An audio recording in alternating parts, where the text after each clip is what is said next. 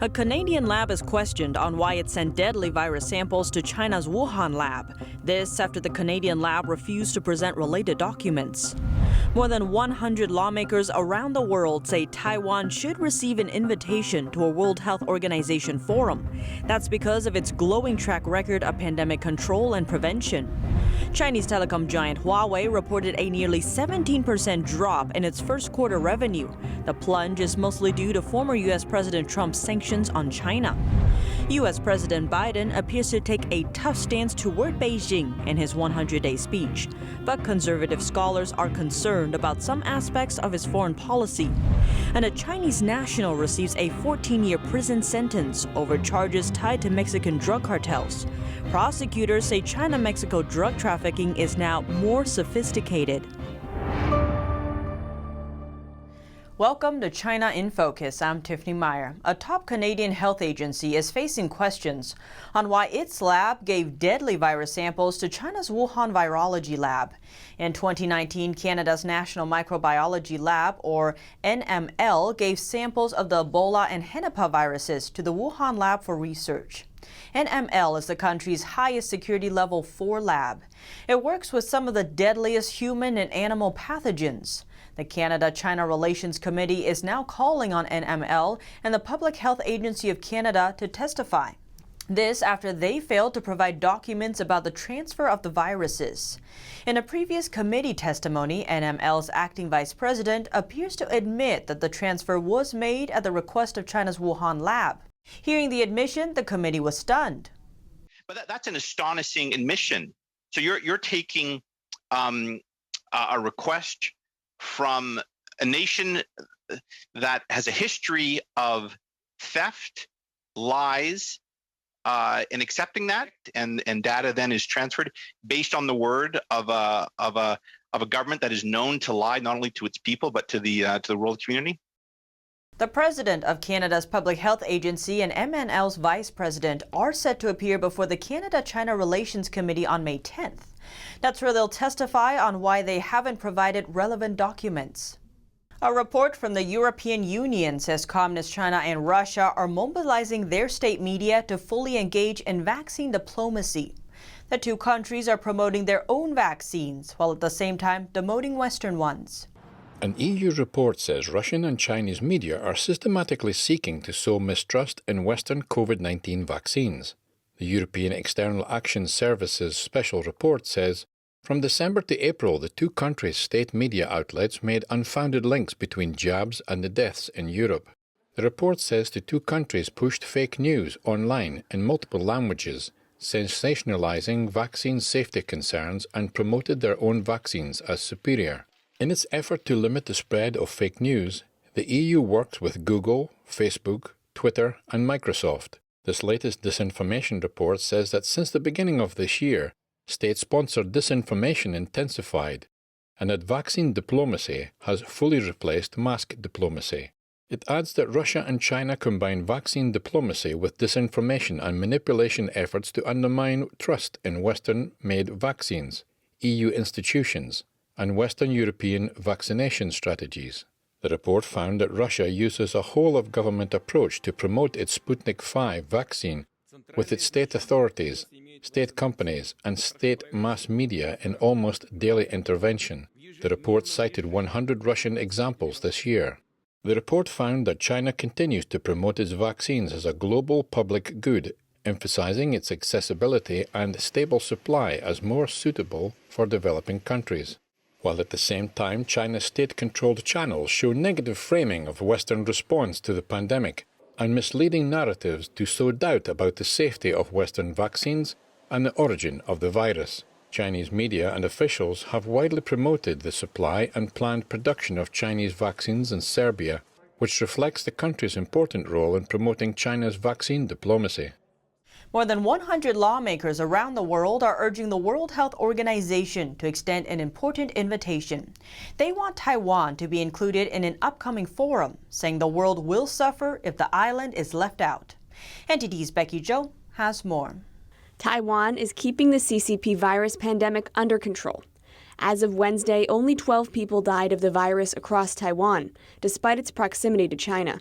On Tuesday, lawmakers from the U.S., Canada, Australia, New Zealand, and multiple European countries released a video statement. In it, they called on the World Health Organization, or WHO, to invite Taiwan to the upcoming World Health Assembly. That's the WHO's decision-making body. In a separate statement, U.S. Senator Rick Scott of Florida also called on the UN agency to stop acting as Communist China's puppet.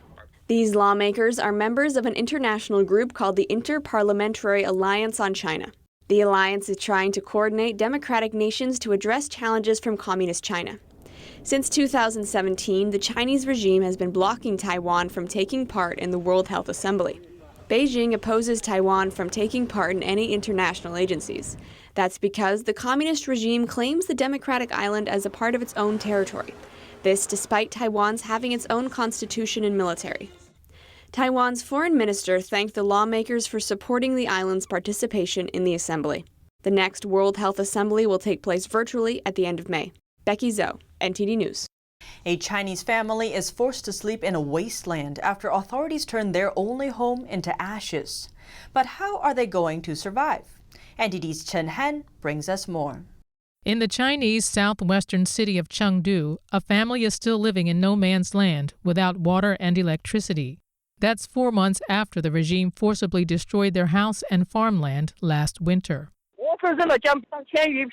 They destroyed over 30,000 square feet of house and farmland. So my father and I completely lost our source of income. That's so evil, so cruel. Song Ying-jae graduated from college last year. He lived with his father in the house later torn down by local officials. Authorities justified the demolition under the banner of removing what they called illegal and dangerous properties. The teardowns are done with and without permission from homeowners. They violently held me down, brought me to farmland, and left me there. Over 40 of them were against me, a new college graduate. It was very cold in the winter when it happened. My father was working away from home at the time. Song and his father have since been left hanging with no compensation for the damage. They now have no choice but to live in a temporary shelter near the ruins of their demolished house. We're very angry. It's been almost 4 months since the incident. We approached local officials many times to resolve it, but they shifted the responsibility onto others and couldn't care less. Song said officials have now rezoned the area for commercial for-profit ventures. Several new businesses have opened within the past few months after other houses in the same community were also destroyed. The local government's official website says 2 bakeries, a supermarket, and a pharmacy have moved in since last December. That's when Song and his family lost their home. Local officials advised Song to file a lawsuit after he made his displeasure public. But Song says he doubts the court would hold those involved accountable. Many residents there are in a similar predicament. Several have also demanded justice, but their attempts have gone nowhere. Reporting by Chen Han, NTD News. Chinese telecom giant Huawei is suffering a big decline in revenue in the first quarter of this year. U.S. sanctions are believed to be the main cause. Struggling for survival, Huawei is now fixing its eyes on electric car making. Huawei said on Wednesday its revenue in the first quarter of 2021 fell by 16.9%. The company's chairman says it will be a challenging year for Huawei in 2021. Then U.S. President Trump blacklisted Huawei last year, blocking it from accessing U.S. technology. Huawei's once lucrative smartphone business was under pressure. The telecom giant later sold its budget mobile phone unit. In 2020, Huawei's profits were largely driven by its home market, China. Businesses elsewhere declined, with revenues down across major markets. The company is now investing in businesses other than cell phones, including cloud services, mines, and auto cars. The chairman admits Huawei can't produce enough phones following U.S. sanctions. He says the only thing that can make up for this product shortage is electric cars. According to Reuters, Huawei is working to take over a small Chinese car maker's electric vehicle unit. As Huawei is on its way down, Apple is booming. Its shares rose in the U.S. in early trading on Thursday. A day before that, the tech giant published sales and profits ahead of Wall Street expectations. The company also announced a $90 billion share buyback as customers continue to upgrade their phones. This comes after sales in China nearly doubled in the first quarter this year. iPhone sales were $6.5 billion more than predicted. Adding on to that, Mac sales were about a third higher than estimates. This is partly because some Chinese customers chose Apple instead of Huawei. Research firm IDC says Huawei fell out of the top 5 global smartphone vendors in the first quarter of this year. That's the first time in many years. Apple's chief executive Tim Cook said an economic recovery is coming. Coming up, U.S. President Biden seems to have taken a tough stance towards Beijing in his address to Congress. But conservative scholars say they are concerned about some aspects of his foreign policy. More on that after the break.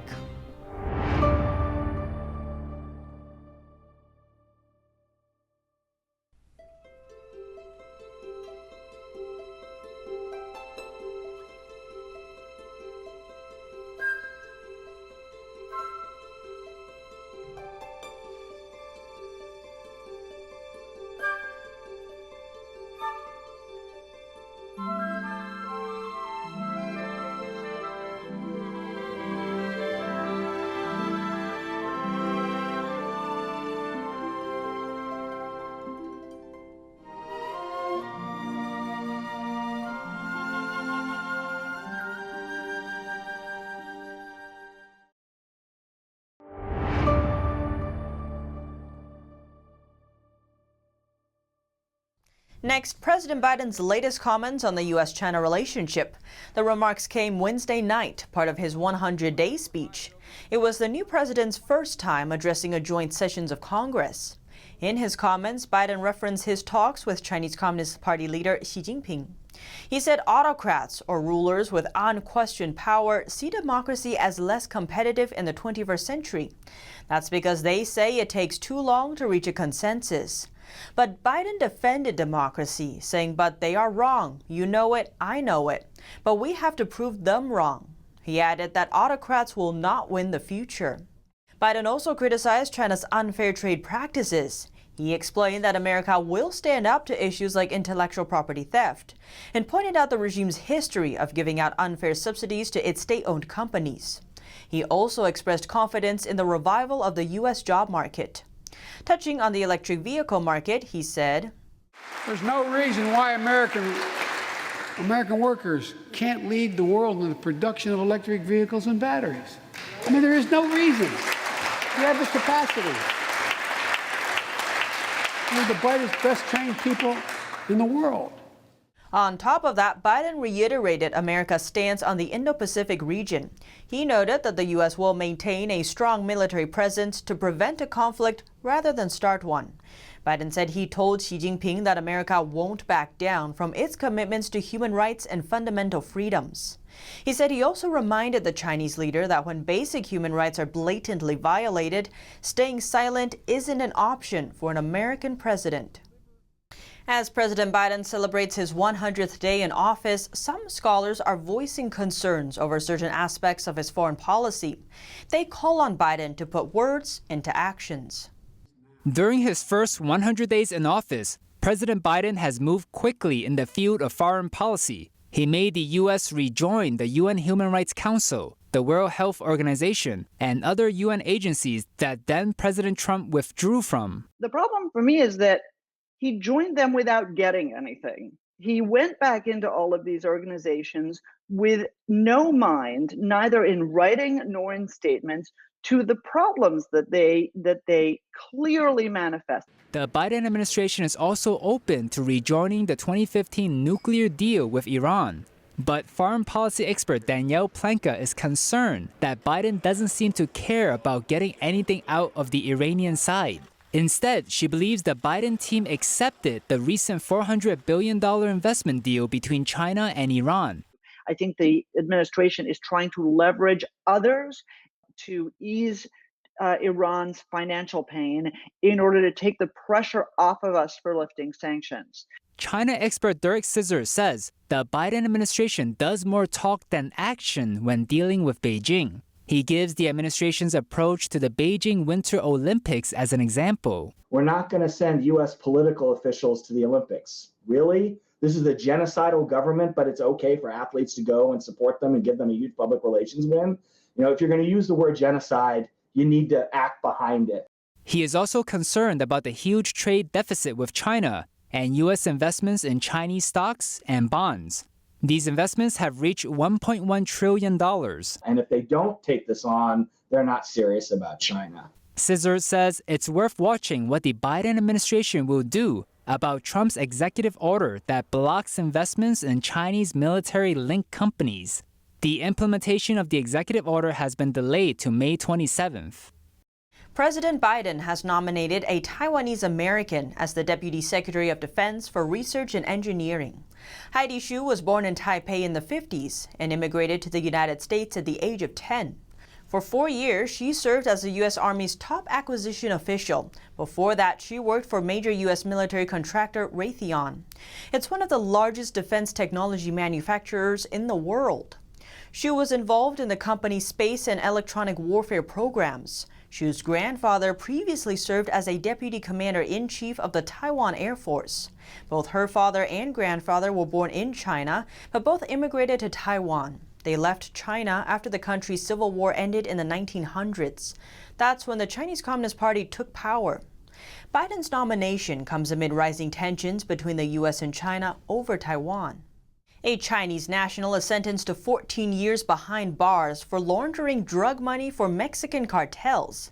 The case is not an isolated incident, but a growing phenomenon.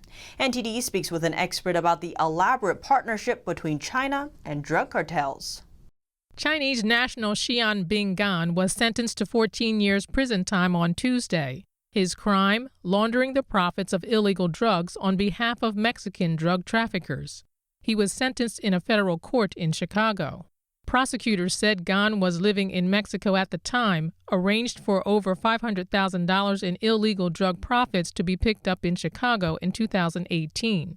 The money was supposed to be transferred to drug traffickers in Mexico through various bank accounts in China, but the transaction was intercepted by police. Two assistant U.S. attorneys said the defendant was part of a recent phenomenon in which a relatively small network of Chinese money brokers based in Mexico have come to dominate international money laundering markets. Derek Maltz, former head of the Drug Enforcement Administration's Special Operations Division, says the cartels are becoming more sophisticated by partnering with Chinese nationals. So what they're doing is they're using Chinese nationals in our country, and many times, students that are here in the country for education. They're picking up multi-millions of dollars from drug trafficking organizations, and then they're dropping the money off to Chinese business guys in America. In some cases, they take the cash into casinos, they gamble with some of the cash, right? They cash out and they have the cash here available. They're buying real estate, they're paying for college in cash. They're making a lot of cash transactions. Maltz says these Chinese nationals are often moving the money around using encrypted banking apps like WeChat, making it hard to track and prosecute. Another method they're using is buying hundreds of millions of dollars worth of consumer goods in China, then shipping the goods into Central and South America to launder the profits for the Mexican drug traffickers. So the Chinese are now making it more difficult. These Chinese transnational crime groups are making it more difficult for U.S. law enforcement to infiltrate the organizations. Not only are they providing money laundering services for the drug money, but the chemicals to make the drugs too. Government officials estimate that 90% of the illegal drugs coming into America come across the southwest border. Maltz estimates 80% of those are made using chemicals from China. He says he believes the Chinese Communist Party is likely playing a role, and that this could be part of the CCP's unrestricted warfare on America. Although we don't have the smoking gun of the role of the CCP, if you talk to experts that have worked with the Chinese, that understand the Chinese culture, the CCP controls the country, right? Their communication networks, their financial networks. All these chemical companies, 160,000 plus, that are all over China, producing all of these synthetic drugs, right? It's hard to imagine that the CCP wouldn't have at least knowledge and, encouragement of these organizations to continue what they're doing. Maltz says he expects these criminal networks to get ever more complex and advanced as they work further with China. Communist China's foreign ministry is responding to Australia's military upgrades. They accuse some Australian politicians of being extremely irresponsible on Wednesday. The ministry spokesman labeled the Australian politicians troublemakers for what he called inciting confrontation. Australia is preparing itself for any potential military conflict amid escalating tensions with Communist China. Earlier on Wednesday, the Australian government said it will spend $580 million to upgrade its military bases. Prime Minister Scott Morrison says the move will enable the country to respond to tensions in the Asia-Pacific. Australia will spend $270 billion in the next decade to boost its long-range strike capabilities. The announcement comes after the Australian Home Affairs Secretary warned that the drums of war were beating in the region. Local media outlets believe his remarks were aimed at Beijing. Australia-China tensions rose following the start of the pandemic. Last April, Australia called for a global inquiry into the Chinese regime's handling of the outbreak. In retaliation, Beijing slapped heavy tariffs on key Australian goods, including coal, beef, wine, among others. But India seems to be very interested in buying Australian coal. Data provider Refinitiv says Australia has become the biggest coal supplier to India. Australia, Japan, and India are joining forces amid rising tension with Communist China. The three countries launched a plan to boost their supply chains on Tuesday. In a joint statement, the trio explained their supply chains had become vulnerable. Though the statement doesn't mention the Chinese regime, it seems they were referring to the world's second-largest economy. A number of countries have been depending on the Chinese regime for critical medical supplies during the pandemic. The New York Times reported that China had been producing half the world's surgical masks before the virus emerged in Wuhan.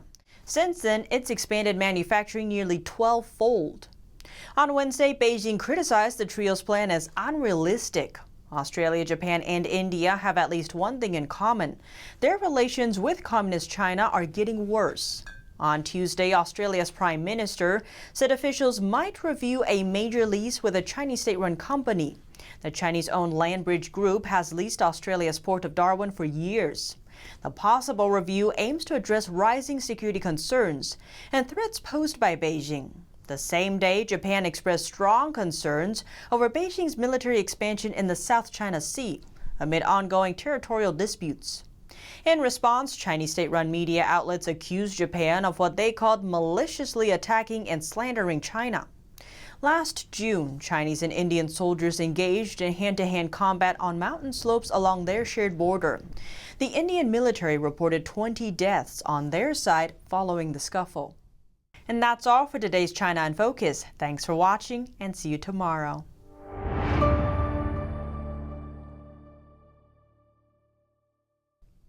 Don't miss out on important news. Our videos are being deleted.